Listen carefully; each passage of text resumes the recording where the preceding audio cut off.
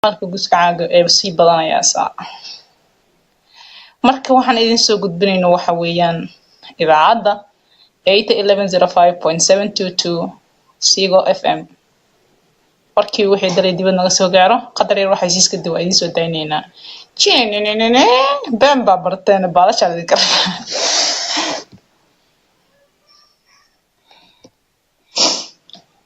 I hope codkayga waad maqashaan together are we together hi turn around and let me see how you look like so who's gonna pay me if you look at my back who's gonna pay me guys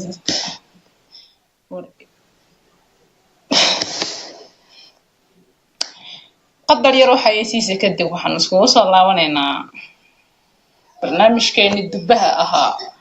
oo laga xiray waxaan halkan ma ooga tacsiyeynaa macalinkeena ugu weynaa Facebook oo nagala xiray kaasoo ahaa dabacasar waxaan leenahay ilaahay noo soo sidaayo ya Allah adiga naga xiray noo soo daa dabacasar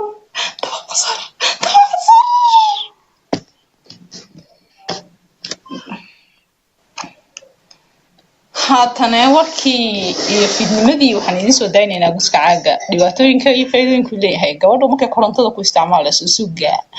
waxa dhibay kala kulmi kartaa buga xagga galbladderka idinkoo Soomaali Maxamed waxa idin sheegayaa galbladderka inuu dib u keeni karo guskacaaga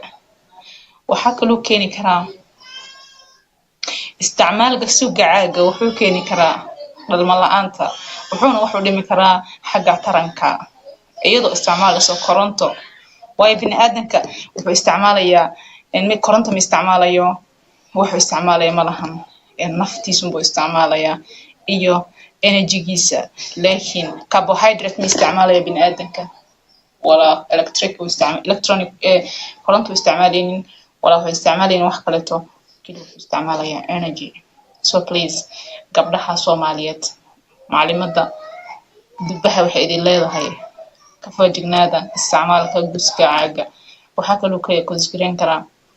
gallbladderkaada iyo fallopian tube-kaaga ayuu dib u keenayaa caadadaada ma soo mari karto fallopian tube-ka aad idin sheegay waxa way daawadayaal bahal waxa weeyaan markay dumarka caadada ka soo dhowdahay waxay inta badan la xanuunsadaan bahalkiiba afka isku haya waxa la yiraahdaa fallopian tube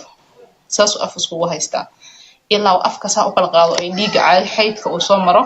bahalkaas waxaan ku leeyahay xanuunka ugu cadam xugga